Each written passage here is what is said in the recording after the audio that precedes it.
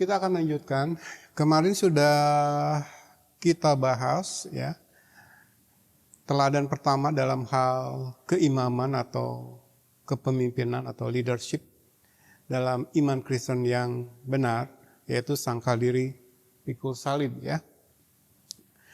Yang bersumber dari Filipi pasal 2 ayat 1 sampai 11. Sengaja saya hilangkan dulu ayat yang kedua sampai ayat yang keempat.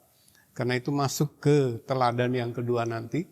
Ini ya, yang kita teladani sangkal diri pikul salib. Ketika dia yang adalah Allah mengosongkan dirinya, merendahkan diri, menjelma menjadi manusia, mengalami derita yang luar biasa, sampai digantung di atas salib. Demi membuka pintu pertobatan, pintu kerajaan Allah bagi manusia yang mau percaya kepadanya. Dan semua itu dikehendaki Tuhan untuk kita miliki dalam kehidupan kita bersama sebagai gereja ya. Hendaklah kamu dalam hidupmu bersama menaruh pikiran dan perasaan yang terdapat juga dalam Kristus Yesus. Apa yang Yesus pikirkan? Apa yang Yesus rasakan ketika sebagai Allah dia rela melakukan semuanya itu ya. Lalu kita simpulkan seperti ini ya. Di teladan Yesus akan sangkal diri dan pikul salib itu ini gitu. Makanya setiap hari Natal dalam membagikan renungan Natal saya selalu dalam beberapa tahun terakhir ini membagikan ayat ini karena untuk inilah Yesus datang ke dunia ya. Jadi sekali lagi saya bacakan ayat yang kelima, hendaklah kehendak Allah. Kita kalau mengklaim kita adalah gereja Tuhan dalam hidup bersama menaruh pikiran dan perasaan yang terdapat juga dalam Kristus Yesus ketika dia sangkal diri pikul salib sebagai Allah, dia rela menjadi manusia ya. Jadi inilah kehendak Allah yang harus kita teladani. Ini makanya saya selalu katakan dalam konteks perjanjian baru, gereja kumpulan orang-orang yang sudah dilahirkan kembali, setiap kalimat perintah dalam Alkitab seharusnya tidak sukar kita lakukan. Karena Allah yang melakukan di dalam kita. Karena manusia baru kita yang melakukan. Ya. Roh baru, hati baru, lalu tunduk sepenuhnya kepada tuntunan Roh Kudus yang ada di dalam kita ya. Jadi kalau kita baca sebagai orang duniawi, ini adalah perintah. Hendaklah kamu dalam hidupmu bersama, dan ini sangat sukar untuk dilakukan. Tetapi ketika yang berkumpul di gereja adalah orang-orang yang sudah dilahirkan kembali, maka perintah-perintah ini menjadi sesuatu yang dengan sukacita kita kejar untuk melakukannya. Itulah hasil kelahiran kembali. Ya, Allah, kalau Yeskiel 36 katakan apa? Tentang proses kelahiran kembali. Aku akan membuatmu hidup menurut segala ketetapanku dan mengikuti peraturan-peraturanku, taat kepada firmanku, bahkan dengan sukacita karena kamu menyintai firmanku. Itu terjadi dalam kelahiran kembali. Tanpa kelahiran kembali tidak akan ada manusia yang mau ikut ini. Berat ini, sangkal diri pikul salib. Coba saya tanya kepada jemaat, berat? Kita sudah bahas minggu lalu, iya. Sangat berat bahkan mustahil bagi manusia lama. Maka Yesus katakan dalam Yohanes 3, kalau tidak dilahirkan kembali, tidak dapat melihat kerajaan Allah, apalagi masuk. Nangkep jemaat. Jadi kekristenan itu kelahiran kembali. Mereka lah yang bisa melihat hal rohani, mereka lah yang bisa masuk ke dalam realitas rohani, kekekalan kerajaan Allah, kehidupan kekal. Sebagaimana Musa 40 tahun menikmati kenikmatan kehidupan kerajaan, dia melihat yang rohani. Dia lebih memilih menderita bersama-sama dengan bangsanya. Sama ketika Paulus berkata, segala ku anggap sampah. Karena pengenalan akan Kristus, pengetahuan akan kebenaran jauh lebih mulia dari semuanya itu. Maka aku kejar, aku berlari, meninggalkan apa yang di belakangku, mengejar apa yang di hadapanku. Mereka ini dapat melihat hal yang rohani karena memiliki Roh Kudus ya, yang diperoleh manusia lewat kelahiran kembali. Ini kan? Nih, saya baca ayat 27 saja. Rohku akan kuberikan diam di dalam batinmu, dan aku akan membuat kamu hidup menurut segala ketetapanku. Jadi kalau seorang manusia masuk ke dalam iman Kristen yang benar, dia mengasihi firman, lalu melakukannya sekuat tenaga, terus setiap saat berperang dengan tubuh yang sekarang ini, yang masih ada residual dosa itu, yang terus mengajak kita menyimpang dari kebenaran. Wah, lewat doa, lewat ketekunan tinggal dalam pengajaran firman yang sehat dan sistematis, dia berperang terus. Aku menyatakan perang dengan hal-hal duniawi. Begitu kan? Itu bagian dari DNA kita. Surat Petrus katakan, ambil bagian dalam kodrat ilahi dan luput dari hawa nafsu dunia yang membinasakan. Itu ada di dalam kita. Maka setiap kalimat perintah dalam Alkitab bagi orang percaya, bagi kita itu harusnya realitas. Yang sedikit demi sedikit secara progresif terus meningkat. Mungkin tahun lalu susah. Tapi dengan ketekunan hidup dalam pengajaran firman yang sehat sistematis, dengan ketersungkuran, dengan doa, puasa, Allah ubahkan. Saya katakan dan selalu saya bagi kepada murid-murid saya atau siapapun yang saya layani. Dulu saya berkata dalam doa secara terbuka, jujur di hadapan Allah. Saya sudah tahu perintah firman ini. Dan saya rindu melakukannya karena saya mengasihi engkau, mengasihi firman. Tetapi saat ini berat Tuhan. Gitu kan? Daripada pencitraan. Kenapa enggak terus terang di hadapan Tuhan? Tolong aku, ubahkan aku. Lalu responsibility manusia di situ di mana? Setia, tekun dalam pengajaran firman yang sehat dan sistematis. Merendahkan diri. Tuhan akan ubah. Tiba-tiba tahun depan. Loh, saya sudah melakukannya.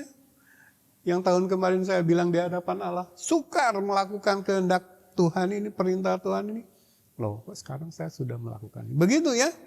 Jadi, aku Allah yang membuat kita hidup menurut segala ketetapanku dan tetap berpegang pada peraturan-peraturanku dan melakukannya. Percaya nggak sih kepada firman ini? Oh, sebagian besar orang Kristen sekarang nggak percaya. Maka mengandalkan diri sendiri yang gagal lagi.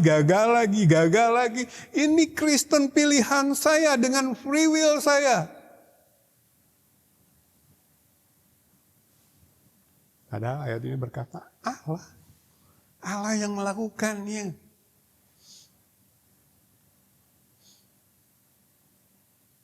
Makanya dalam teks perjanjian baru ketika dikatakan, kerjakanlah keselamatanmu dengan takut dan gentar. Kebanyakan gereja sekarang menyomot ayat itu saja. Oh, berarti harus kerja manusia. Oh betul, bagian dari responsibility. Kerja manusia harus ada tindakan kita. Tapi kalau kita baca ayat berikutnya yang sering kali di skip. Karena Allah lah yang mengerjakannya di dalam kamu. Ada bagian manusia. Tetapi mengandalkan manusia kita akan gagal.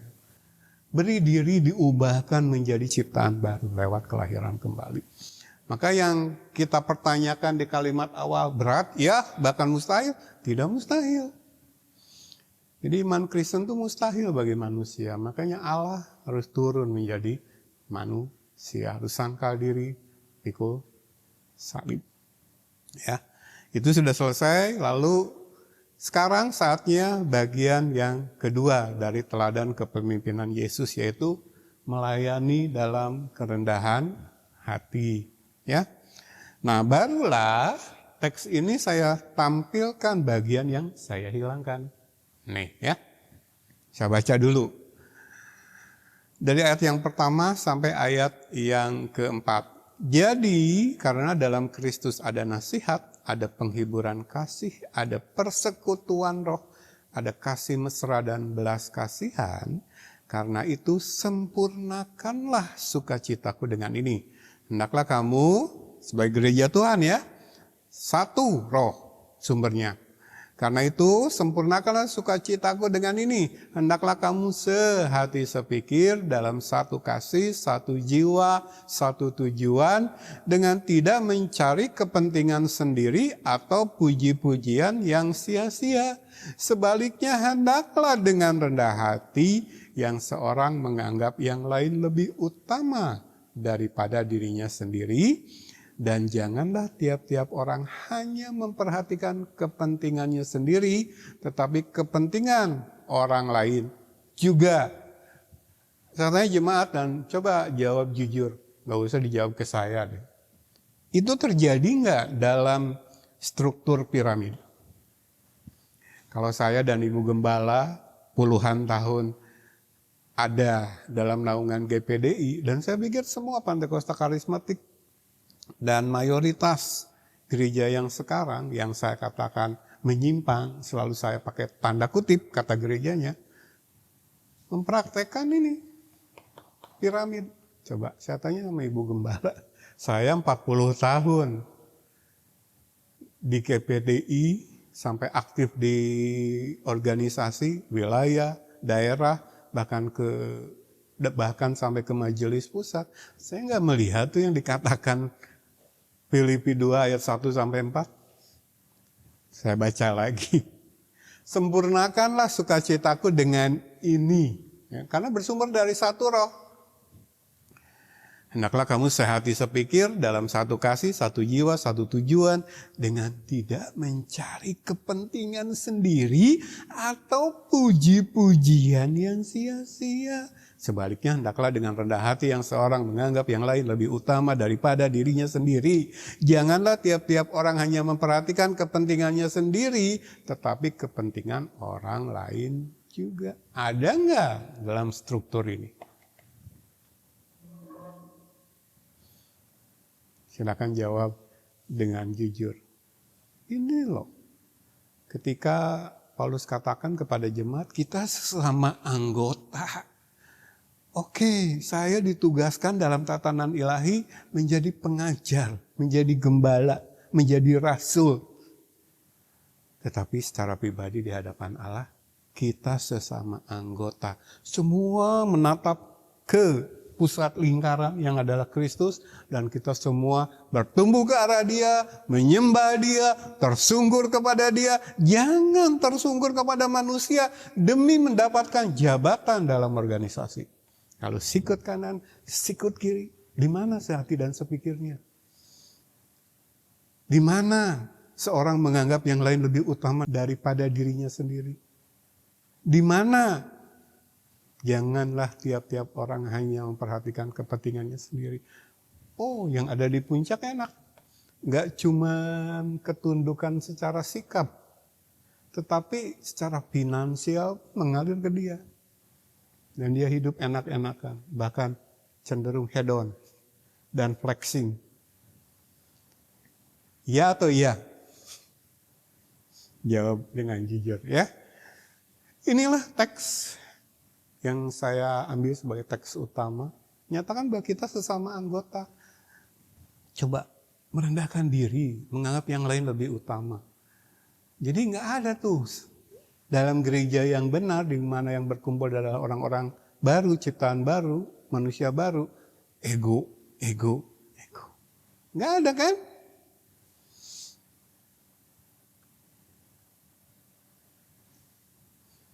Ini kehendak Allah untuk gereja saling melayani dalam kerendahan hati. Nah, coba kronologisnya, bagaimana saya menyampaikan, ini tidak akan dimiliki kalau belum sangkal diri pikul salib. Setiap pribadi menaruh pikiran dan perasaan Yesus dalam dirinya, Ini nggak mungkin muncul loh. Makanya saya katakan tadi, perintah dalam Alkitab bagi manusia-manusia baru yang sudah dilahirkan kembali, ini menjadi satu realitas. Tapi bagi gereja-gereja palsu yang cuma mengumpulkan banyak orang demi dipandang sebagai gereja hebat, gereja sukses, tidak akan ada. Oke, kalau mau merayakan apa, kompak mereka.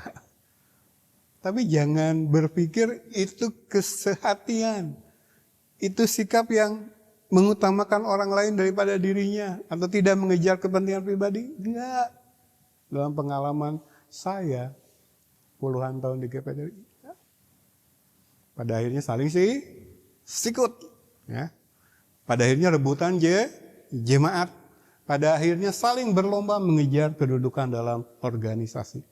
Istilah sekarang anak muda, pansos, panjat sosial.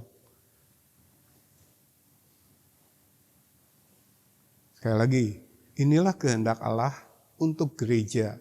Gereja dengan G besar. Tidak pakai tanda kutip. Gereja yang benar. Gereja yang Yesus katakan, aku akan mendirikan jemaatku di atas batu karang ini. Dan alam maut tidak akan menguasai. Ini gereja yang berkemenangan. Ini gereja yang mampu melihat hal yang rohani. Lalu demi mengejar itu rela melepaskan yang duniawi. Sekarang kebalik.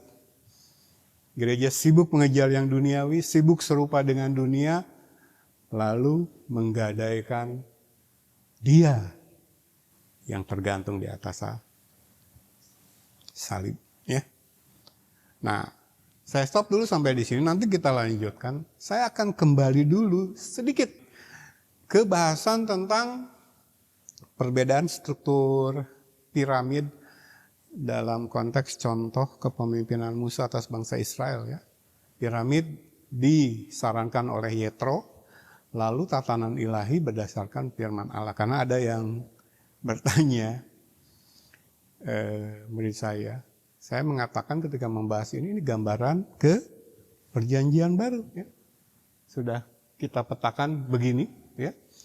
Dari didikan Mesir, Musa itu dibekali dengan segala hikmat orang Mesir.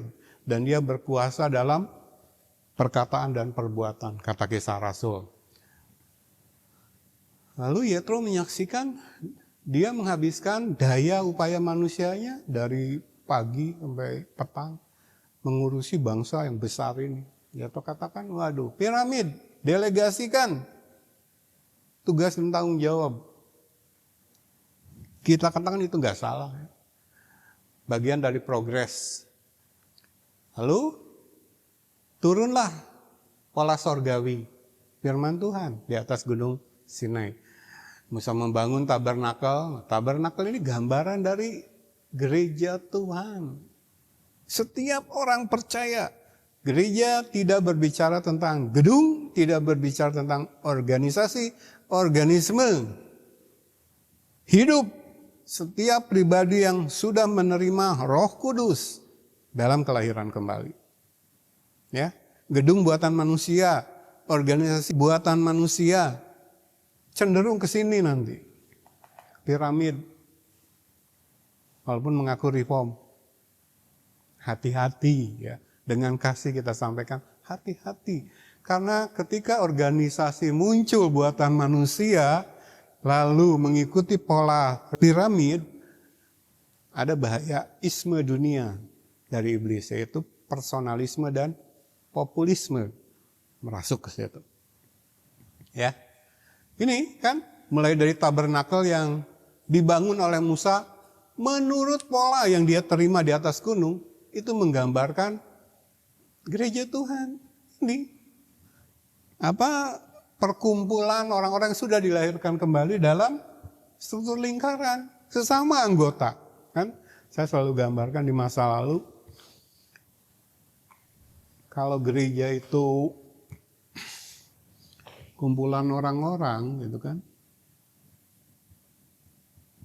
dalam struktur lingkaran,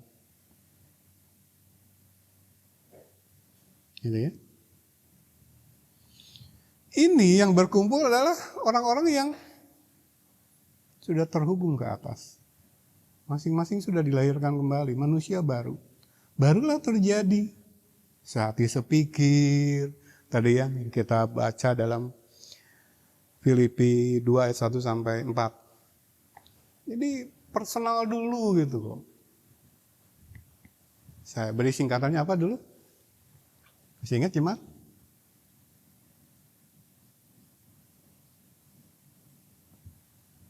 VFHI. Vertical Focus, Horizontal Impact. Jadi semua sudah fokusnya ke Allah gitu. Semua sudah memiliki kemampuan melihat hal yang rohani karena memiliki Roh Kudus. Barulah terjadi kesatuan roh, barulah terjadi koinonia. Jadi mendefinisikan koinonia, hal pertama dari aspek gereja, persekutuan, itu ke atas dulu. Barulah roh yang mempersatukan horizontal sesama anggota dalam struktur lingkaran kasih, menganggap yang lain lebih utama dari saya, tidak mengejar kepentingan saya sendiri. Ini nggak akan terjadi kalau masing-masing vertikalnya belum oke gitu, belum diperdamaikan dengan Allah. Maka perdamaian yang terjadi secara horizontal tuh bohong. Bukan saya yang bilang, Alkitab. Karena damai sejati itu hanya datang dari Allah. Masing-masing sudah mengalami damai secara pribadi, terhubung kepada sumber damai. Itu kan yang Yesus janjikan dalam Yohanes pasal 14. Damaiku ku tinggalkan bagimu, damai sejahteraku ku berikan padamu.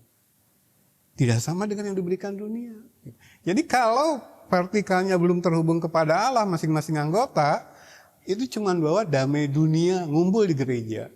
Oh, merayakan Natal kompak. Tapi tidak akan pernah ada ikatan damai sejati. Karena di mana ada kebenaran, disitulah akan tumbuh damai sejahtera. Bukan kata Dani, kata Firman. Silakan kalau nggak mau percaya. Ya, jadi kita sudah gambarkan. Ini gambaran dari perjanjian baru. Tabernakel sendiri gambaran dari gereja yang adalah organisme pribadi-pribadi yang memiliki Roh Kudus hidup, di mana mereka adalah orang-orang yang mencintai firman.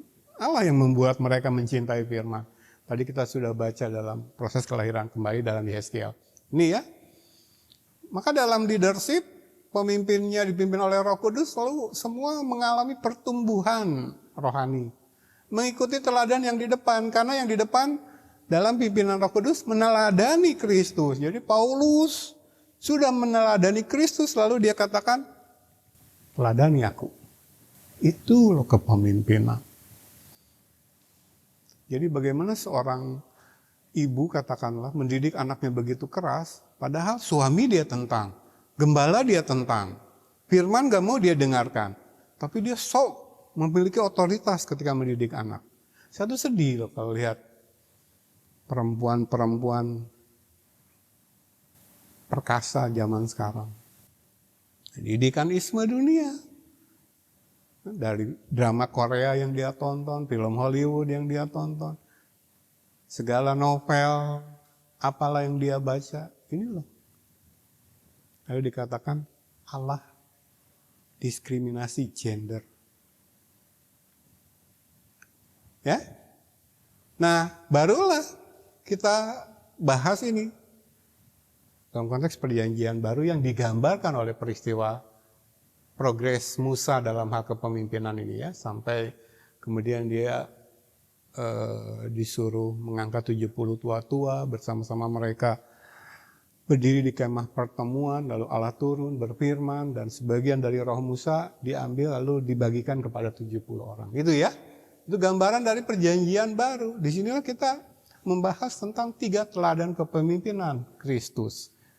Sangkal diri pikul salib yang sudah kita bahas minggu lalu melayani dalam kerendahan hati yang sedang kita bahas sekarang, lalu nanti mengajar. Nah, ada yang bertanya, salah seorang murid yang kritis, saya suka yang seperti ini. Dari mana dasarnya Pak Dani mengatakan kejadian Musa dalam kepemimpinannya terhadap bangsa Israel itu, lalu di titik ini setelah kepala sorgawi turun di atas gunung Sinai itu ini gambaran dari perjanjian baru. Menjawab pertanyaan salah seorang murid saya tadi, dari mana? Saya mengatakan bahwa itu gambaran dari perjanjian baru. Kita baca ayatnya secara lengkap ya. Ayat 24 sampai 29, bilangan pasal yang 11. Secara cepat ya. Setelah Musa datang keluar, disampaikannya firman Tuhan itu kepada bangsa itu. Ia mengumpulkan 70 orang dari para tua-tua bangsa itu dan menyuruh mereka berdiri di sekeliling kemah. Ya, tatanan ilahi bersama dengan Musa, ayat 25. Lalu turunlah Tuhan dalam awan dan berbicara kepada Musa, kemudian diambilnya sebagian dari roh yang hinggap padanya, pada Musa, dan ditaruhnya atas ke-70 tua-tua itu. Ketika roh itu hinggap pada mereka, kepenuhanlah mereka seperti nabi. Perhatikan ayat berikutnya. Tetapi sesudah itu tidak lagi. Itu hal pertama. Ayat 26, masih ada 2 orang tinggal di tempat perkemahan, yang seorang bernama Eldad, yang lain bernama Medad. Ketika roh itu hinggap pada mereka, mereka itu termasuk orang-orang yang dicatat 70 tadi ya. Tetapi tidak turut pergi ke kemah. Maka kepenuhanlah mereka seperti nabi di tempat perkemahan. Lalu berlarilah seorang muda memberitahukan kepada Musa, Eldad dan Medad kepenuhan seperti nabi di tempat perkemahan. Maka menjawablah Yosua bin Nun yang sejak mudanya menjadi abdi Musa. Tuanku Musa, cegahlah mereka. Perhatikan ayat 29 yang saya kasih tanda kuning ya. 2 hal yang saya ajak jemaat perhatikan. Ayat 29. Tetapi Musa berkata kepadanya, apakah engkau begitu giat mendukung diriku?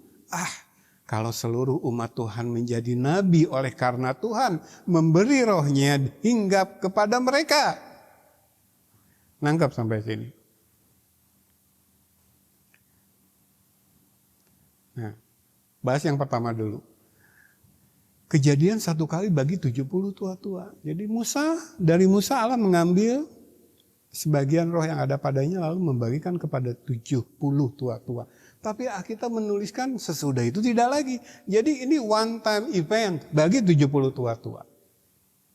Artinya mereka belum mengalami kepenuhan Roh Kudus seperti zaman kita perjanjian baru.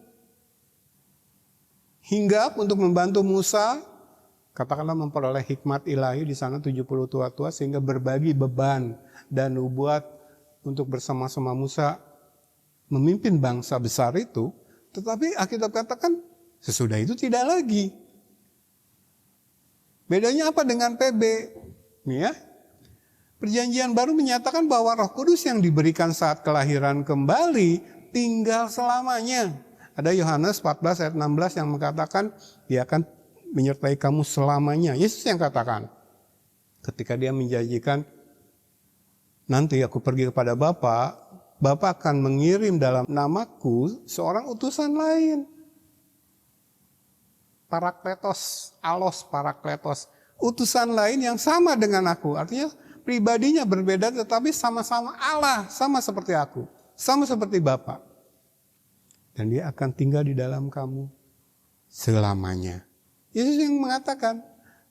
Itu di Yohanes 14 ayat 16. Lalu dalam Efesus 1 ayat 13-14 apa? Dikatakan Roh Kudus itu meterai. Yang akan memimpin kehidupan kita, menjamin keselamatan yang kita peroleh itu sampai ke langkah terakhir. Yesus datang atau kita mati duluan, bertemu dengan dia secara pribadi, masuk ke sorga. Materai yang menjamin kita akan memperoleh semua yang dijanjikan dalam iman Kristen. Itu yang dikatakan Efesus 1 ayat 13-14.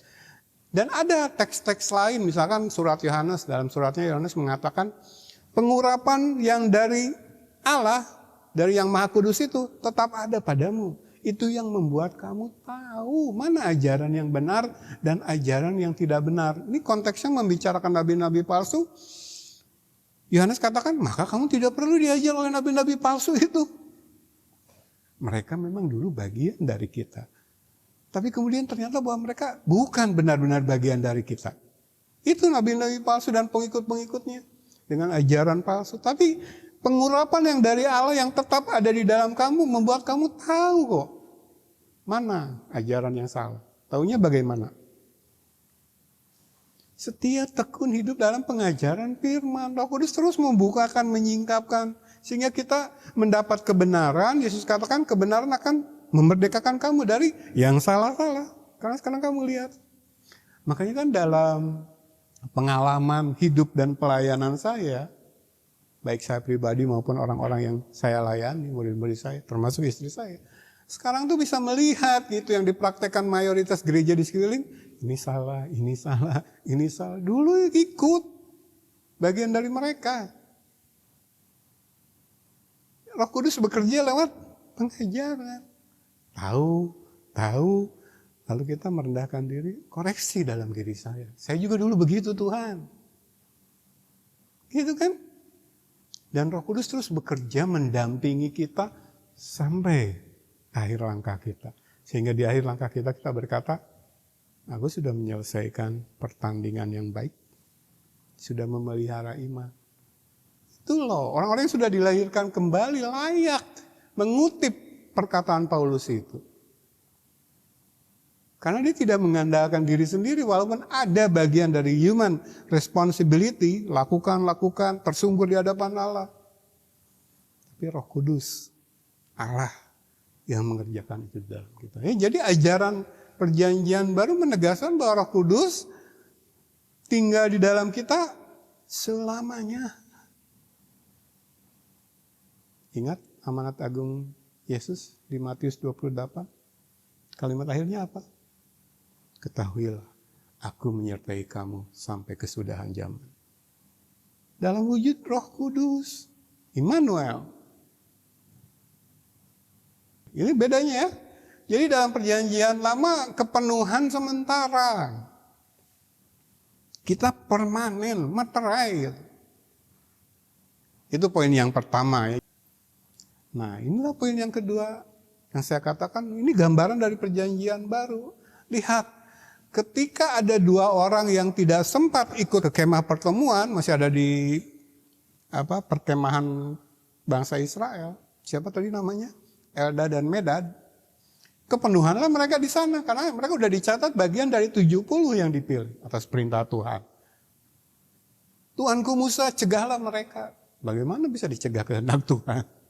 Dan Yosua itu masih dalam frame of reference pemikirannya perjanjian lama. Leader itu harus satu yang kepenuhan. Kita ikut aja sama manusia. Nah Musa sebagai seorang yang punya Roh Kudus yang sudah menetap dalam dirinya bisa melihat hal yang rohani. Maka Musa katakan itu kepada Yosua ya. Ini yang saya kasih tanda kuning. Tetapi Musa berkata kepada Yosua, apakah engkau begitu giat mendukung diriku, enggak merelakan ada orang lain kepenuhan lalu bangkit menjadi leader membantu aku? Yosua setia pada Musa. Dari muda dia jadi abdi Musa. Coba yang berikutnya, indah loh. Musa hidup dalam perjanjian lama ribuan tahun sebelum Yesus hadir. Tapi Musa oleh pimpinan Roh Kudus melihat hal yang rohani di masa depan. Baca. Kalau seluruh umat Tuhan menjadi nabi oleh karena Tuhan memberi rohnya hinggap kepada mereka. Doa Musa sekaligus iman Musa sekaligus kemampuan Musa melihat ini bagian dari rencana Allah. Di masa depan memang Tuhan akan memberikan rohnya kepada semua orang percaya. Itulah lingkaran. Itulah keimaman perjanjian baru. Priesthood of all believers. Keimaman semua orang percaya. Maka Paulus katakan kita sesama anggota. Kalau aku naik mimbar mengajar engkau firman, itu bagian dari tatanan ilahi yang Allah tetapkan. Tapi di hadapan Allah, kita semua punya Roh Kudus. Bagaimana aku bisa mengklaim lebih tinggi dari engkau? Karena roh yang ada pada kita sama. Itu Paulus katakan. Beda dengan leader-leader sekarang. Jemaat gak diajarin firman. Dipelihara buta. Maka yang namanya gereja adalah kumpulan orang-orang yang tersungkur di hadapan manusia. Sengaja itu. Dengan coercing dan gaslighting, jemaat dipelihara dalam keadaan bodoh secara rohani. Dalam Alkitab bahasa Inggris NASB Bilangan 11 ayat 29. Saya terjemahkan. Tetapi Musa berkata kepadanya, apakah engkau cemburu karena aku? Itu kan ketika ada laporan dari seorang anak muda itu, Elda dan Mida itu kepenuhan di perkampungan. Yesua katakan karena begitu setia dan membela Musa, dia berkata, cegahlah itu Tuanku Musa. Lalu Musa berkata, loh kamu cemburu karena aku gak mau ada leader lain yang kepenuhan lain. Kiranya seluruh umat Tuhan menjadi nabi agar Tuhan mencurahkan rohnya kepada mereka. Ini nubuatan perjanjian baru. Jadi kalau kita lihat Yehezkiel 36 ayat 22-27, tadi kita sudah bacakan kan, proses kelahiran kembali. Lalu Yeremia pasal 31 ayat 31 dan seterusnya. Lalu Yoel pasal 2 ayat 28. Itu nubuatan tentang Israel dalam perjanjian baru. Coba Yoel 2 ayat 28. Saya bacakan satu aja ya yang terakhir, karena ini yang begitu jelas. Coba jemaat buka bersama-sama dengan saya. Yoel 2 ayat 28. Kemudian daripada itu akan terjadi bahwa aku, siapa aku di sini? Allah. Bahwa aku akan mencurahkan rohku ke atas semua manusia. Maka anak-anakmu, laki-laki dan perempuan akan bernubuat. Orang-orangmu yang tua akan mendapat mimpi. Teruna-terunamu akan mendapat penglihatan-penglihatan. Itu. Ini terjadi dalam perjanjian baru. Bangsa Israel yang masuk ke dalam perjanjian baru. Jadi Musa memang sedang menubuatkan tentang perjanjian baru ketika dia berkata dalam perkataannya, kalau seluruh umat Tuhan menjadi nabi oleh karena Tuhan memberi rohnya hingga kepada mereka. Nah puji Tuhannya bagi kita ketika bangsa Israel masuk ke dalam perjanjian baru, itu membawa masuk orang-orang kafir yang non-Israel seperti kita. Karena diawali dari penolakan mereka. Kan Israel kan secara bangsa masuk ke dalam perjanjian baru itu nanti saat kedatangan Yesus yang kedua kan, pelajaran kitab Zakaria kemarin. Karena mereka menolak dulu. Gembala yang baik mereka tolak, maka kemudian mereka diserahkan kepada gembala yang pandir. Gitu kan? Lebih kurang. Nah, penolakan mereka lah yang membuka pintu keselamatan kepada bangsa lain, termasuk kita. Jadi janji kepenuhan roh secara permanen dalam perjanjian baru yang dijanjikan kepada bangsa Israel dalam teks-teks ini, itu menjangkau kita non-Israel. Karena Allah merancangkan demikian ya. Jadi itulah jawabannya kepada pertanyaan dari mana Pak Dhani mengatakan bahwa progres kepemimpinan Musa yang kita pelajari gambaran dari perjanjian baru ya. Jadi udah terjawab ya. Ayat Alkitabnya begitu eksplisit ditulis dalam cerita itu sendiri ya. Jadi kepenuhan yang dialami 70 tua-tua itu sementara. Satu kali, one time event gitu kan. Tetapi Musa memiliki visi karena dia memiliki Roh Kudus, memiliki kemampuan melihat hal yang rohani bahkan di masa depan. Kan Yesus katakan begitu. Ketika Roh Kudus turun, dia akan memberitahukan kepada kamu hal-hal yang akan datang. Musa zaman perjanjian lama sudah melihat. Aduh bahagia nih lihat 70 tua-tua kepenuhan walaupun sementara. Tapi nanti akan datang waktunya di mana semua manusia yang mengaku benar-benar umat Allah Kristen sejati, semua akan kepenuhan Roh Kudus ya. Sudah terjawab. Nah karena sudah terjawab kita kembali kepada bahasan yang sedang kita bahas. Ya. Poin yang kedua, jadi kita tadi sudah sampai sini, kehendak Allah untuk gereja saling melayani dalam kerendahan hati ya, yang bersumber dari satu roh, persekutuan roh ya. Di masing-masing memang sudah terhubung ke atas, vertikal, fokus, barulah impactnya terjadi koinonia secara horizontal. Satu dan yang lain, sehati, sepikir, dan seterusnya ya. Nah kalau jemaat renungkan ayat ini yang saya kasih tanda kotak itu, lalu lihat struktur piramid, berdasarkan pengalaman lah. Ya apakah itu terjadi dalam realitas struktur piramid? Maka sebenarnya struktur piramid dihancurkan oleh ayat tadi kan. Satu roh, ada nasihat, ada penghiburan, ada persekutuan roh, ada kasih mesra dan belas kasihan, sehati sepikir dalam satu kasih, satu jiwa, satu tujuan. Lalu di sini poin-poinnya, tidak mencari kepentingan sendiri, tidak mencari pujian yang sia-sia, dengan rendah hati menganggap yang lain lebih utama dari dirinya sendiri. Enggak melihat tuh yang dikatakan di Filipi tadi. Maka sebenarnya struktur piramid dibongkar oleh Allah. Jadi apa yang disarankan oleh Yetro nggak salah kalau ada roh Allah di sana sebenarnya. Jadi piramid itu sebenarnya nggak salah kalau itu dipegang sebagai tatanan ilahi sesama anggota, tidak membuat satu lebih tinggi dari yang lain gitu. Makanya dari situ ada ide bahwa yang diajarkan Alkitab dalam iman Kristen yang benar itu piramid tapi terbalik gitu. Jadi yang di puncak itu yang dianggap terbesar justru yang berani memposisikan dirinya di bawah, melayani, menganggap yang lain lebih utama. Jadi baliklah. Tapi sekali lagi ini nggak salah kan, kita sudah melihat sekarang ayatnya. Tapi saya lebih suka menggambarkan seperti ini. Ya. Jadi coba saya mengetuk hati leader-leader gereja zaman sekarang. Gerejanya saya kasih tanda kutip. Baca deh Filipi pasal 2 ini.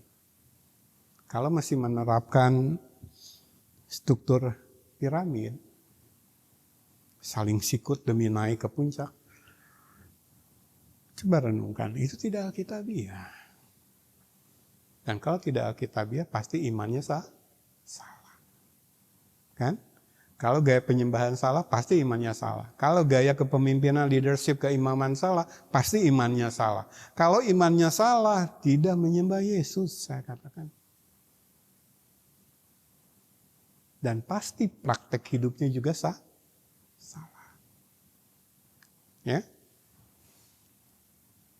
Saya akan presentasikan secara cepat ayat-ayat lain, teks Alkitab lain yang akan semakin menghancurkan struktur piramid.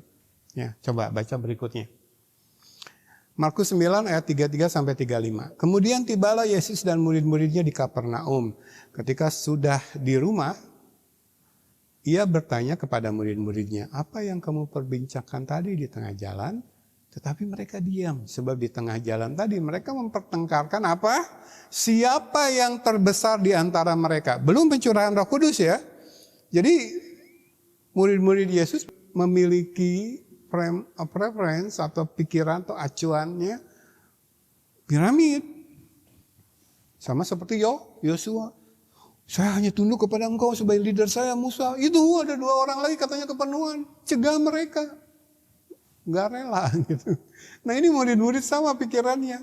Ternyata sepanjang jalan walaupun bisik-bisik takut kedengaran oleh Yesus. Yang mereka pertengkarkan apa? Siapa yang terbesar di antara mereka? Oh, mereka bisik-bisik. Yesus tahu hati mereka. Tanpa mereka menjawab, mereka diam kan? Ayat 35. Lalu Yesus duduk dan memanggil ke-12 murid itu. Katanya kepada mereka, "Jika seseorang ingin menjadi yang terdahulu, hendaklah ia menjadi yang terakhir dari semuanya dan pelayan dari semuanya." Kita lihat piramida terbalik. Kalau ingin menjadi yang paling atas, turunlah ke bawah. Utamakan yang banyak orang, bangun mereka. Itu leader sejati. Kalau perlu mati bagi mereka, aku akan melakukan.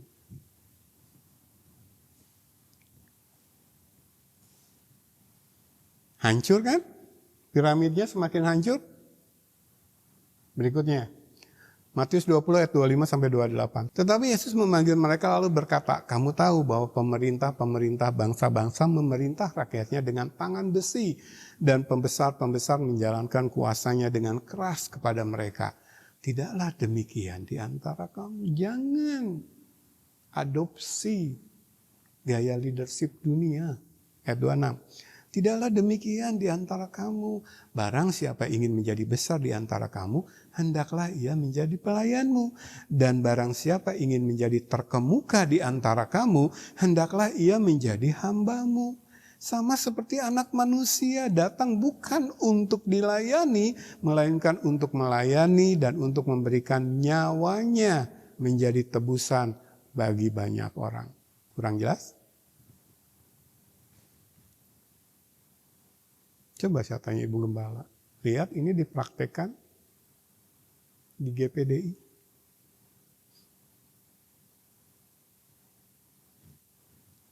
Berikutnya, 1 Petrus 5 ayat 1 sampai 4. Aku menasihatkan para penatua di antara kamu, aku sebagai teman penatua dan saksi penderitaan Kristus. Saksi di sini bukan saja melihat, lalu melaporkan, menceritakan. Saksi di sini martir. Tahu kalau saya katakan martir? Mati bagi Kristus. Jadi ketika Paulus mengatakan aku saksi penderitaan Kristus, dia sedang menjalani itu. Makanya dia berani mengklaim dirinya penatua. Aku menasihatkan kepada para penatua, aku sebagai sesama penatua. Kok berani mengklaim dirinya penatua? Aku sedang meneladani Kristus. Teladanilah aku. Sama kan seperti Paulus. Saya baca ulang. Aku menasihatkan para penatua di antara kamu, aku sebagai teman penatua dan saksi penderitaan Kristus yang juga akan mendapat bagian dalam kemuliaan yang akan dinyatakan kelak. Gembalakanlah kawanan domba Allah yang ada padamu, jangan dengan paksa tetapi dengan sukarela sesuai dengan kehendak Allah. Dan jangan karena mau mencari keuntungan, tetapi dengan pengabdian diri. Janganlah kamu berbuat seolah-olah kamu mau memerintah atas mereka yang dipercayakan kepada kamu. Tetapi hendaklah kamu menjadi teladan bagi kawanan domba itu. Maka kamu apabila Gembala Agung datang, kamu akan menerima mahkota kemuliaan yang tidak dapat layu. Petrus klaim dulu, saya sudah mengikuti jejak langkah Kristus, ikut menderita bersama dia, lalu aku akan mendapat bagian dalam kemuliaan yang akan dinyatakan kelak. Nah sekarang dia menasihatkan penatua-penatua lain, gembala ya, zaman perjanjian baru saat itu, penatua itu sebutan untuk pemimpin gereja lokal. Nah kamu jadi teladan. Maka kamu apabila Gembala Agung datang, kamu akan menerima mahkota kemuliaan yang tidak dapat layu. Jadi kalau dalam struktur piramid yang dicari adalah mahkota yang dikenakan oleh yang di atasnya. Sampai dia mencapai puncak. Kita tidak nyari itu kata Petrus. Nanti mahkota kita ketika Gembala sesungguhnya Gembala Agung datang. Coba kita bandingkan. Ini ya, yang dari teks 1 Petrus 5 ayat 1 sampai 4. Saya list keterangannya di sebelah kanan. Sesuai dengan kehendak Allah. Taat kepada firman Allah, tunduk pada tatanan ilahi, terapkan pola surgawi. Lalu yang kedua, sebagai teman penatua dan saksi penderitaan Kristus. Kesetaraan fungsi, peran yang sama, pengikut teladan Kristus dalam menyangkal diri dan memikul salib. Menderita. Paulus katakan, masuk ke dalam persekutuan dengan penderitaannya. Itu loh, leader. Bukan tiap hari jalan-jalan, bahkan sampai ke luar negeri, nginep di hotel ini, pindah ke hotel sana, makan di restoran ini dan di restoran sana. Happy-happy ke sana, happy-happy ke sini. Kita lihat leader gereja sekarang begitu. Yang ketiga, gembalakanlah kawanan domba Allah yang ada padamu, yang dipercayakan kepada kamu, domba kepunyaan Allah. Kalau dombanya benar ya, bukan kambing ya, ini bicara tentang domba jemaat yang benar. Ini memiliki Roh Kudus yang sama. Paulus katakan, kita sesama anggota. Jadi domba kepunyaan Allah, ya, sesama anggota, yang untuk sementara waktu ditempatkan di bawah pengajaran dan teladan kita. Jadi kamu jangan menganggap dirimu lebih tinggi dari jemaatmu, dari dombamu. Rohnya sama kan? Ini cuma tatanan ilahi yang untuk sementara waktu menempatkan kamu dengan tugas mengajar mereka, menuntun mereka, membimbing mereka kepada Kristus. Jadi nggak cuma meneruskan ajaran Kristus, tapi memberikan teladan. Begitu ya. Berikutnya, dengan sukarela, suci murni, tidak ada ego. Tersungkur di hadapan Allah. Sama-sama posisinya di sini. Jadi saya sebagai leader tuh berdiri bersama-sama di lingkaran, bersama domba saya. Lalu saya tersungkur ke hadapan Kristus, memberi teladan. Ayo sama-sama bertumbuh ke arah Dia. Itu leader yang benar. Tidak ada agenda pribadi. Tadi kan mengutamakan yang lain. Tidak mencari kepentingan sendiri. Berikutnya, dengan pengabdian diri, hati dan pikiran siap karena tahu kehendak Allah, kebenaran. Sudah belajar. Makanya disyaratkan menjadi gembala itu kan cakap mengajar. Bisa memberi nasihat berdasarkan kebenaran. Jadi pengabdian diri itu ini loh. Bukan sekedar bercapek-capek. Jadi pengabdian di sini tahu kehendak Allah. Gitu. Jadi mengabdinya kepada Kristus. Lalu membawa domba-domba sama-sama mengabdi kepada Kristus. Bukan sekedar, capek buat domba-domba saya sibuk visitasi. Apa namanya kalau ada yang sakit tuh didatangin? Besuk. Sibuk aja terus besuk-besukin. Ngejar-ngejarin jemaat supaya nggak pindah ke gereja lain. Ya, jadi pengabdian diri itu loh. Lanjut berikutnya. Hendaklah menjadi teladan pribadi yang menunjuk kepada Yesus mengajar. Jadi meneruskan ajaran tapi memberikan teladan. Kalau bahasa ulangan, perjanjian lama ulangan pasal 6. Itu kamunya sendiri sudah merenungkan kebenaran, menerima hukum-hukum Allah, lalu mempraktekkan itu, mengikatkan pada tanganmu, pada kepalamu. Barulah kamu ajarkan kepada anak-anakmu, ulang-ulang. Jadikan itu obrolan di rumah. Tapi nggak cuma meneruskan ajaran Kristus, tapi memberikan dan saya sendiri sudah melakukannya. Begitu kan? Yang terakhir, akan mendapat bagian dalam kemuliaan yang akan dinyatakan kelak apabila Gembala Agung datang akan menerima mahkota kemuliaan yang tidak layu. Surga mulia, tidak ada yang nyari yang duniawi dalam strukturnya Allah. Tetapi sebaliknya, ini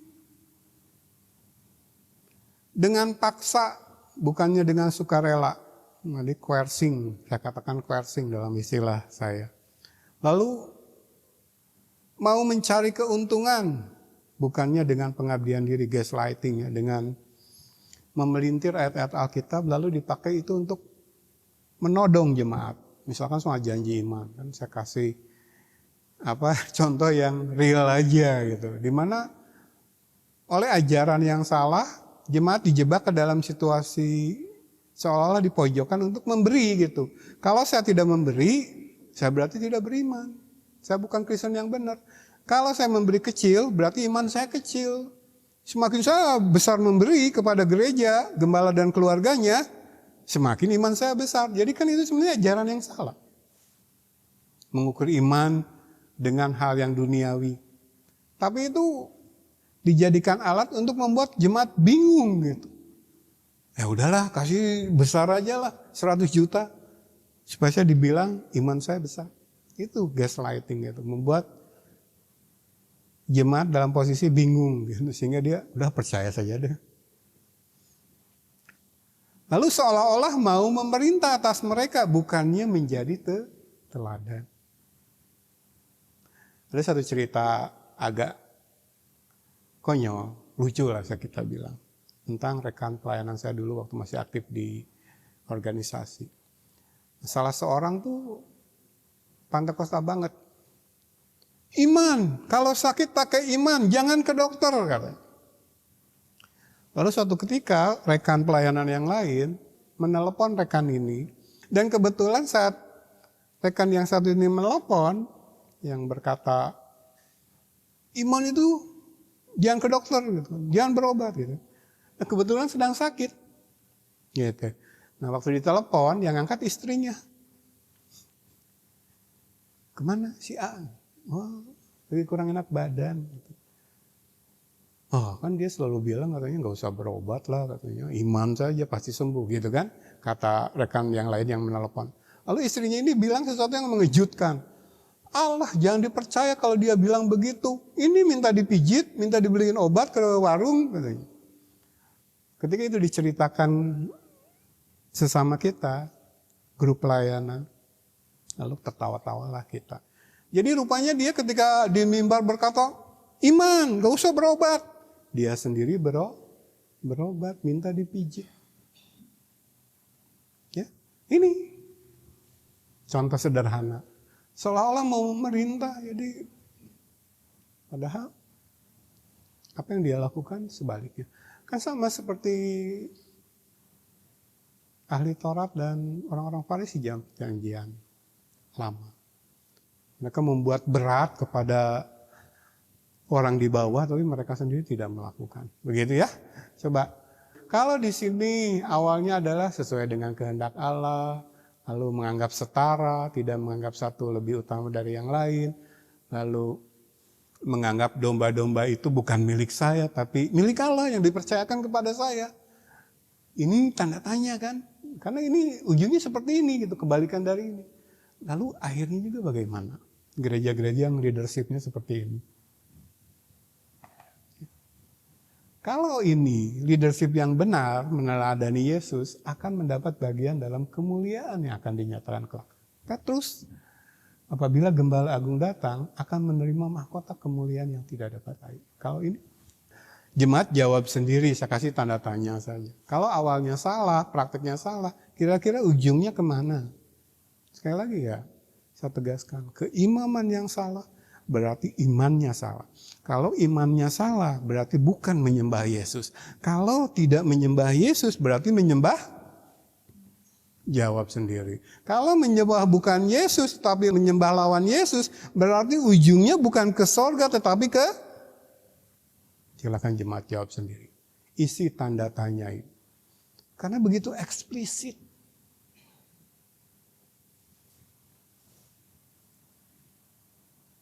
Ya, ini lingkaran, ini piramid. Jadi yang lingkaran itu Jesus at the center of all we are, of all we do. Lalu di sini ada resiliently rooted, berakar teguh kepada firman, kepada diri pribadi Yesus. Lalu ini compassion community tadi kan, sehati sepikir, belas kasihan. Filipi tadi ya. Lalu yang di bawah absolutely authentic. Tidak ada kemunafikan. Semua murni. Segala yang dari atas itu pertama-tama murni, lurus. Tidak ada agenda pribadi di sana. Tetapi yang di kanan piramid warna-warni dengan kepentingan manusia. Oke, saya tutup firman pagi ini karena kita akan masuk perjamuan kudus dengan satu teks. Karena gambarnya tadi kan membasuh kaki ini. Teksnya saya baca ya. Yohanes 13 mulai ayat yang pertama. Sementara itu sebelum hari raya Paskah mulai, Yesus telah tahu bahwa saatnya sudah tiba untuk beralih dari dunia ini kepada Bapa.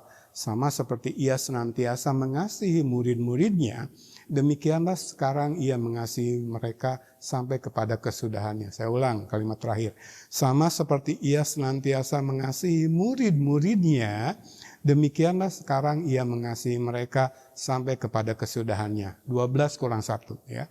2. Mereka sedang makan bersama dan iblis telah membisikkan rencana dalam hati Yudas Iskariot, anak Simon, untuk mengkhianati dia. Yesus tahu bahwa Bapaknya telah menyerahkan segala sesuatu kepadanya dan bahwa ia datang dari Allah dan kembali kepada Allah. Lalu bangunlah Yesus dan menanggalkan jubahnya. Ia mengambil sehelai kain lenan dan mengikatkannya pada pinggangnya. Kemudian ia menuangkan air ke dalam sebuah basi dan mulai membasuh kaki murid-muridnya, lalu menyekanya dengan kain yang terikat pada pinggangnya itu.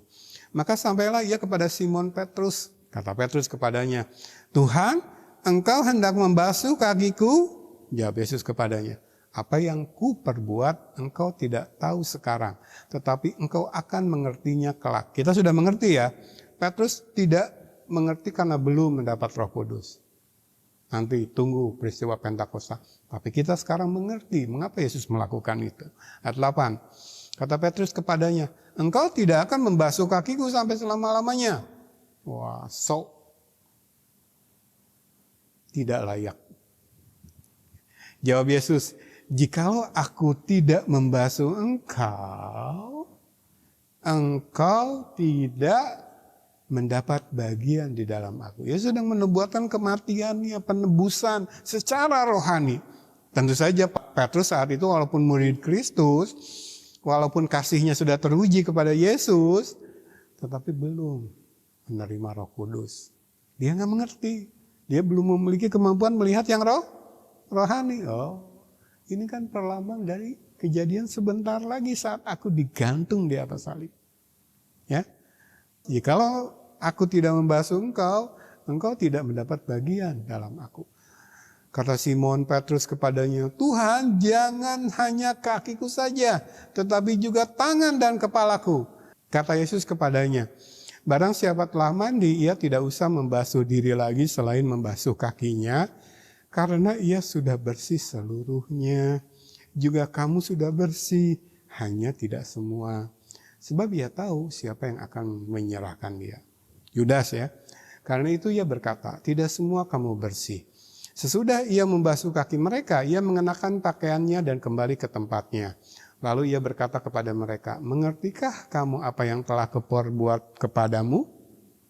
Kamu menyebut aku guru dan Tuhan. Dan katamu itu tepat, sebab memang akulah guru dan Tuhan. Jadi jikalau aku membasuh kakimu, aku yang adalah Tuhan dan gurumu, maka kamu pun wajib saling membasuh kakimu.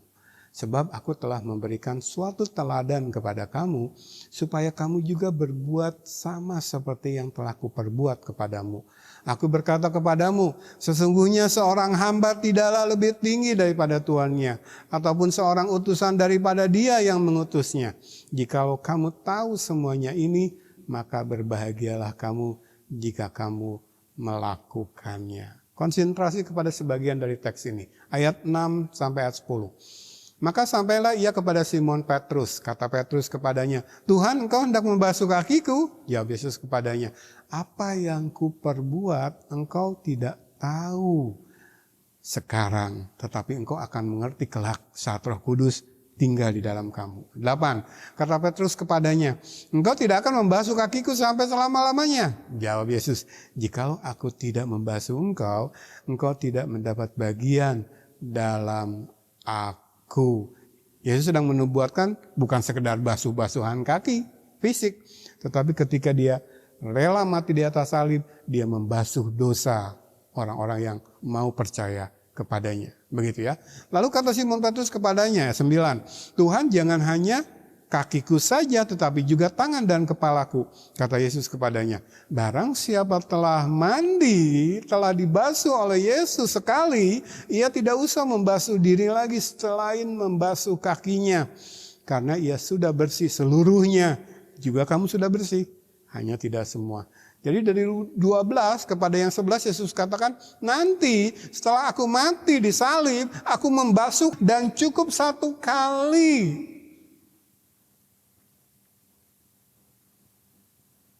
Sudah mandi itu, sudah bersih itu, karya salib itu sempurna. Sekali selamat untuk selamanya. Ia tidak usah membasuh diri lagi kan, tetapi kaki kamu basuh dari hari ke hari, bulan ke sebulan, sampai akhir hidupmu. Kenapa? Karena kamu masih hidup dalam tubuh ini, masih hidup di dunia ini yang kotor, yang dikuasai si jahat.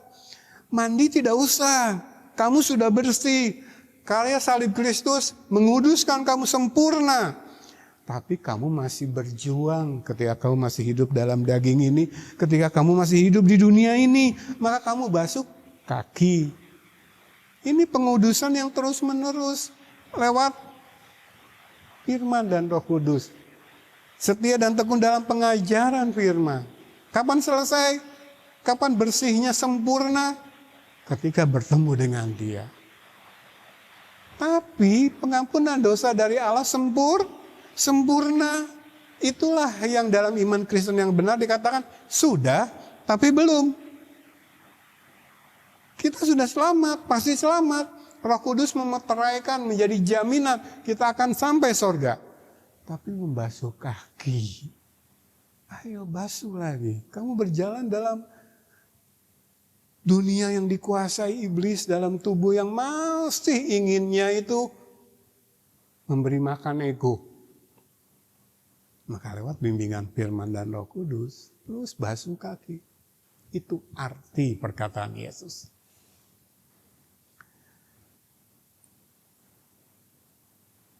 Nah sekarang kita ke ayat yang pertama. Sementara itu sebelum hari raya Paskah mulai, Yesus telah tahu bahwa saatnya sudah tiba untuk beralih dari dunia ini kepada Bapa. Sama seperti ia senantiasa mengasihi murid-muridnya, demikianlah sekarang ia mengasihi mereka sampai kepada kesudahannya.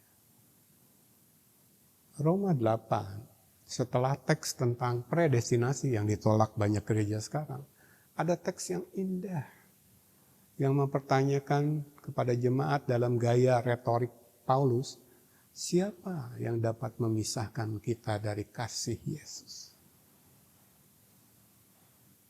Paulus tidak usah menjawab itu. Karena mereka yang memiliki Roh Kudus akan menjawab dengan lantang bersama-sama dalam lingkaran. Tidak ada. Saya ulang yang warna kuning. Sama seperti ia senantiasa mengasihi murid-muridnya, demikianlah sekarang ia mengasihi mereka sampai kepada kesudahannya. Yesus katakan ini kepada 11 dari 12, walaupun Yesus tahu sebentar lagi mereka akan pada lari meninggalkan aku. Ketika di Taman Getsemani aku ditangkap. Bahkan ada yang larinya sedemikian pontang-panting sampai telanjang. Alkitab mencatat. Sebentar lagi satu di antara mereka akan menyangkal aku 3 kali sebelum ayam berkokok. Yesus tahu itu. Sama seperti Yesus sebentar lagi dia akan digantung di atas salib. Tapi apa yang dia katakan kepada yang 11 ini? Sama seperti ia senantiasa mengasihi murid-muridnya. Demikianlah sekarang ia mengasihi mereka sampai kepada kesudahannya. Saya ingin ketika kita sebentar masuk ke dalam perjamuan kudus, ini loh yang kita pegang. Kita masih melakukan dosa. Kita masih mendukakan Roh Kudus. Selama kita masih hidup dalam daging ini. Tapi percaya, Yesus sudah membasuh kita bersih. Karya salib sempurna. Maka tindakan kita dalam kehidupan sekarang adalah hidup dalam pengudusan, sanctification. Imani bahwa kita sedang dibebaskan, dimerdekakan, diselamatkan dari the power of sin, kuasa dosa. Ingat, 3 tahap keselamatan. Karya salib Kristus kita diselamatkan dari hukuman atas dosa. Dalam proses pengudusan, basuh kaki terus kan. Masih jalan-jalan di dunia ini. Sanctification, rela memberi diri pruning, dipotong bagian dari kita yang belum berkenan kepada Allah. Sakit. Kita sedang diselamatkan dari kuasa dosa. Sampai Paulus dengan lantang menantang, mana maut, mana sengatmu. Dia tahu ada kuasa itu dalam diri. Ya, relakan diri dalam pengudusan, basuh kaki. Nggak usah mandi lagi. Sampai akhirnya kita diselamatkan dari ketika dimuliakan, eksistensi dosa. Nggak ada dosa lagi di sana. Dengan tubuh baru, kita tidak akan berbuat dosa lagi. Indah, manis dalam persekutuan sejati dengan Allah. Saya ulang kalimat terakhir, mengantar kita masuk ke dalam perjamuan kudus. Sama seperti ia senantiasa mengasihi murid-muridnya, demikianlah sekarang ia mengasihi mereka sampai kepada kesudahannya. Selesai kan? Melayani dalam kerendahan hati. Minggu depan kita masuk bagian yang ketiga. Teladan Yesus. Mengajar dengan otoritas firman. Saya undang jemaat bangkit berdiri. kita akan masuk ke dalam perjamuan kudus.